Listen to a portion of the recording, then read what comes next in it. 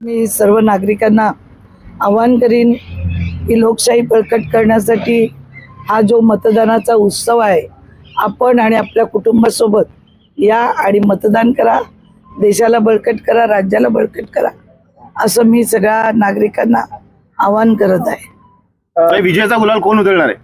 आपल्याला येणाऱ्या 23 तारखेला माहिती पडेल की विजयाचा गुलाल कोण उधळणार आहे. तो एका महिलेला कोंडीत पकडण्यासाठी सगळेजण एवढे रस्त्यावर मैदानात उतरलेले आहेत. धनशक्ती विरुद्ध एक महिला, अशी संघर्ष नवी मुंबईत होत आहे या निवडणुकीत. अतिशय रात्री बऱ्याच वेळा पोलिसांना मी सांगण्याचा प्रयत्न केला.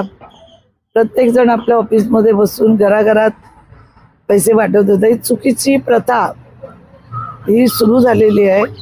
मी 2 निवडणुका निवडून आलेली आहे. अशी कधी मी बघितलं नाही की घरात वोटरला पैसे देणं. आज तुम्ही द्या,